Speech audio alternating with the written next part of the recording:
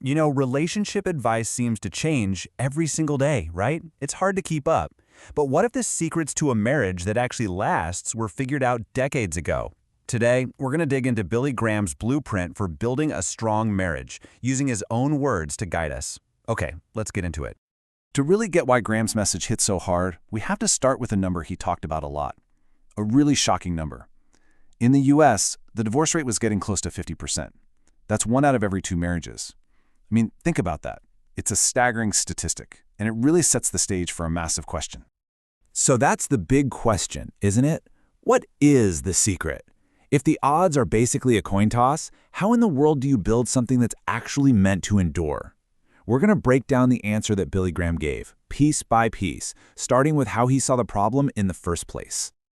See, Graham didn't think this high divorce rate was just a bunch of bad luck. For him, it was a symptom of a much, much deeper crisis in society.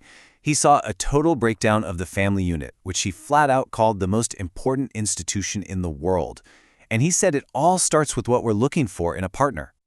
This slide right here really kind of puts the whole problem in a nutshell. Graham would talk about a survey he saw in 17 magazine, where they asked young men what the #1 thing they wanted in a girlfriend was. Their answer? A good figure. But his response was the top priority should be finding someone who loves the Lord with all her heart. For Graham, getting that priority straight was the first and maybe the most important step to a strong marriage. And that idea, that priority, leads us right into his very first pillar for successful marriage. You have to have a spiritual foundation. Graham was absolutely clear on this. If you don't have that shared core, your marriage is basically built on sand. He didn't just pull this out of thin air. He based this whole principle on a single verse from the Bible. Be not unequally yoked together. Now, that phrase might sound a little old-fashioned to us, but the meaning behind it was totally central to his entire philosophy on relationships. So, what does it even mean to be yoked? Well, the term comes from farming. Picture 2 oxen strapped together in a harness, trying to pull a heavy plow. For that to work, they have to be walking in the same direction, at the same speed, pulling toward the same goal. Graham said that in a marriage, that means being united in your faith and your ultimate purpose in life. And this really shows you how he saw the whole structure of a marriage. It's not just a contract between 2 people, not at all. In his blueprint, there are 3, not 2 involved: the husband, the wife, and God. He believed God had to be a real, active part of the relationship for it to have any chance of succeeding. Okay, so let's build on that and move to a second pillar. This one's all about emotional maturity, and he framed it with a really interesting question. Are you truly ready to leave your parents? And this is a big one. For Graham, maturity had almost nothing to do with your age. He used to talk about seeing plenty of what he called teenage 40-year-olds. Being ready for marriage, in his view, was about emotional independence, not about how many candles were on your last birthday cake. And he was really careful to draw a line in the sand here. To honor your parents, that means you love them, you ask for their advice, you enjoy their company for your whole life. But to leave them, like the scripture says, well, that means forming a totally new emotional center. Your spouse has to come first, creating a new family, a new primary bond. All right, Graham's third pillar. This one might be the toughest one for us to hear today. It's about the absolute, non-negotiable, lifelong nature of commitment. He argued that way too many people go into a marriage with an escape hatch in the back of their minds. They say the words, right? Until death do us part. But what they're really thinking is, well, if this doesn't work out, I can always just get a divorce.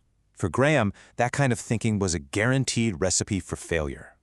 And to really hammer this point home, he would just repeat the word over and over, forever, forever, forever. The commitment wasn't just a nice idea. It was an unbreakable, permanent bond. The very thought of divorce wasn't supposed to even be on the table. But look, he wasn't naive about this.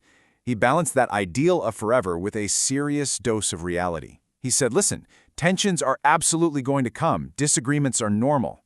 You have to learn to accept each other's faults because, and he was very blunt about this, you're going to figure out after about 2 days that your spouse is not perfect. And of course, inside that lifelong commitment, faithfulness was everything.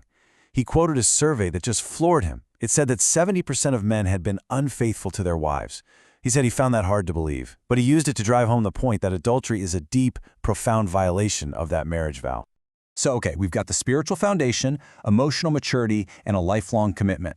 But Graham believed there was one single thing that held all of these pillars together, that made them all possible. This was his ultimate answer to the marriage crisis. Now this slide right here gets to the absolute core of his argument.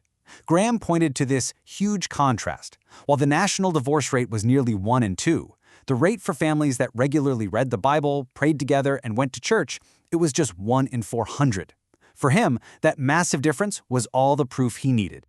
And so, when you boil it all down, Graham's final conclusion was incredibly simple and direct. The answer to building a marriage that lasts isn't found in a self-help book or just in counseling. For Billy Graham, the answer is God. The solution is, and always will be, spiritual. And he didn't just leave it at that. He laid out an actual path for how to do this. He said it starts with a personal commitment from every single person in the family. Then it continues with a shared love for Scripture. And finally, it means building the entire home, your values, how you handle fights, your whole purpose, on the foundation of the Bible. Which kind of brings us to our final thought here. Decades ago, Billy Graham was convinced that the family, which he called the world's most important institution, was under attack. So as we look around at the world today, the question we're left with is, was he right? And is his blueprint still the answer? That's something to really think about.